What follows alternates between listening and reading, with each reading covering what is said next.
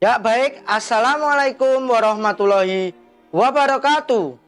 Anak-anak kelas 7, pada kesempatan hari ini kita akan belajar tentang arti penting norma dalam mewujudkan keadilan dengan tujuan pembelajaran sebagai berikut. Bagaimana video selengkapnya? Simak terus ya.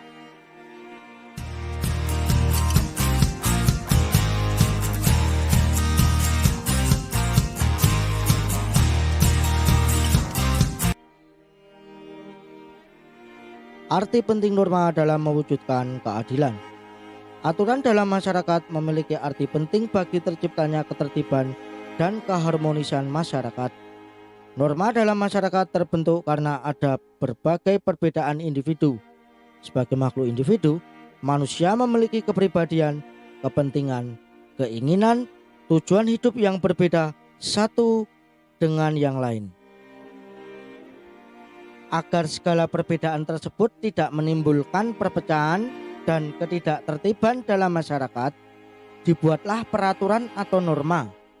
Fungsi aturan atau norma dalam masyarakat antara lain adalah 1. Pedoman dalam bertingkah laku. Norma memuat aturan tingkah laku masyarakat dalam pergaulan sosial. 2. Menjaga kerukunan anggota masyarakat.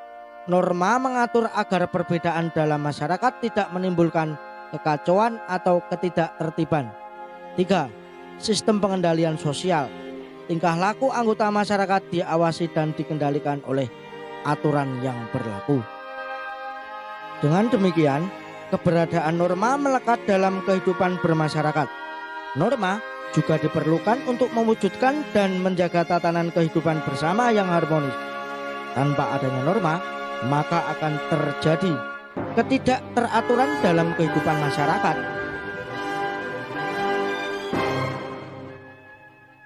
Dalam hidup bernegara diatur dengan norma hukum yang berbeda dengan norma-norma lainnya. Persamaannya adalah norma-norma tersebut mengatur tata tertib dalam masyarakat, sedangkan perbedaannya terletak pada sanksinya. Dalam kehidupan bernegara, norma hukum memiliki peranan yang lebih besar karena mengikat dan memaksa seluruh warga negara dengan para penyelenggara negara. Pasal 1 ayat 3 Undang-Undang Dasar Negara Republik Indonesia tahun 1945 menyatakan bahwa negara Indonesia adalah negara hukum. Apa yang dimaksud dengan negara hukum? Pelajari beberapa berikut ini. 1. Negara hukum adalah negara yang mendasarkan segala sesuatu baik tindakan maupun pembentukan lembaga negara pada hukum tertulis atau tidak tertulis. 2. Menurut Afi Diki, negara hukum mengandung 3 unsur berikut ini. 1. Supremacy of law, dalam arti tidak boleh ada kesewenang-wenangan sehingga seseorang warga harus dihukum jika melanggar hukum. B. Equality before of law, setiap orang sama di depan hukum tanpa melihat status dan kedudukannya, baik bagi rakyat maupun pejabat. C. Human right, diakui dan dijaminnya hak-hak asasi manusia dalam undang-undang ataupun keputusan pengadilan. Jaminan Undang-Undang Dasar Negara Republik Indonesia tahun 1945 bahwa Indonesia sebagai negara hukum dapat ditemukan dalam Undang-Undang Dasar Negara Republik Indonesia tahun 1945 pasal 1 ayat 3 dan pasal 27 ayat 1 yang berbunyi, segala warga negara bersamaan kedudukannya di dalam hukum dan pemerintahan dan wajib menjunjung hukum dan pemerintahan itu dengan tidak ada kecualinya. Sebagai negara hukum, tentu bangsa Indonesia menerapkan aturan hukum dalam penyelenggaraan pemerintahan dan dalam kehidupan bermasyarakat, berbangsa, dan bernegara. Setelah kalian memahami negara hukum, kalian juga harus memahami, menyadari, dan melaksanakan hukum tersebut. Secara garis besar, fungsi norma hukum adalah sebagai berikut. 1. Fungsi hukum memberikan pengesahan atau legitimasi terhadap apa yang berlaku dalam masyarakat. 2. Fungsi hukum sebagai alat rekayasa masyarakat. 3. Fungsi hukum sebagai sarana pembentukan masyarakat khususnya sarana pembangunan. 4. Fungsi hukum sebagai senjata dalam konflik sosial. Seandainya dalam masyarakat tidak ada aturan yang mengatur kehidupan masyarakat, tentu tidak akan tertib dan timbul kekacauan di mana-mana. Oleh karena itu, untuk menjaga ketertiban dalam kehidupan bermasyarakat, norma hukum harus ditegakkan. Setiap pelanggaran norma hukum harus mendapatkan sanksi agar terwujud keadilan. Hal ini sesuai dengan salah satu tujuan hukum, yaitu terwujudnya keadilan dalam kehidupan masyarakat. Keadilan berasal dari kata dasar adil. Dalam Kamus Besar Bahasa Indonesia diartikan sebagai tindakan tidak berat sebelah, sepatutnya, tidak sewenang-wenang.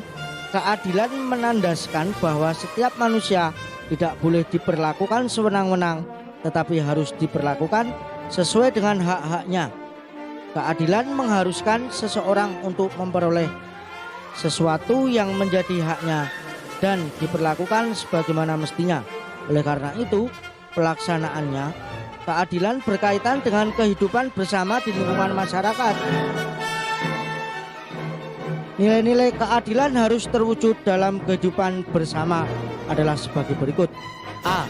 Keadilan distributif, yaitu suatu hubungan keadilan antara negara terhadap warganya, dalam arti pihak negara yang wajib memenuhi keadilan dalam bentuk keadilan membagi, dalam bentuk kesejahteraan, bantuan, subsidi, dan kesempatan hidup bersama yang didasarkan atas hak dan kewajiban. Keadilan legal, yaitu hubungan keadilan antara warga negara terhadap negara dan pihak warga negara wajib memenuhi keadilan dalam bentuk menaati peraturan perundang-undangan yang berlaku. C. Keadilan kumulatif, yaitu suatu hubungan keadilan antara warga satu dengan yang lainnya secara timbal balik. Norma hukum memiliki sifat yang mengatur dan memaksa dengan tujuan untuk menciptakan keadilan dalam kehidupan bermasyarakat, berbangsa dan bernegara. Keadilan diwujudkan dengan terlindunginya hak-hak warga negara dan adanya hukuman yang tegas dan nyata terhadap anggota masyarakat yang melanggar norma hukum.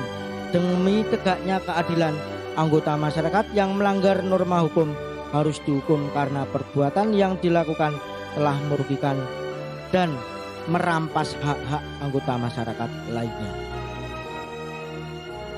Pemberian hukuman bagi anggota masyarakat yang melanggar hukum dilakukan oleh lembaga peradilan. Masyarakat tidak boleh melakukan tindakan main hakim sendiri. Melakukan tindakan main hakim sendiri termasuk juga perbuatan melanggar norma hukum. Pemberian hukuman hanya dapat dilakukan setelah melalui proses persidangan di lembaga peradilan. Dengan demikian, lembaga peradilan memegang peranan penting dalam menciptakan keadilan di tengah-tengah pergaulan hidup masyarakat. Melalui lembaga peradilan, anggota masyarakat yang merasa hak-hak konstitusionalnya dilanggar dapat memperjuangkan hak-haknya tersebut. Hal itu agar orang yang telah melanggar hak-hak orang lain menerima hukuman yang setimpal sesuai dengan pelanggarannya. Demikian materi hari ini, semoga bermanfaat ya. Jangan lupa klik tombol subscribe, like dan share. Bagikan ke teman-temanmu yang belum menyaksikan video ini. Terima kasih, saya akhiri. Assalamualaikum warahmatullahi wabarakatuh.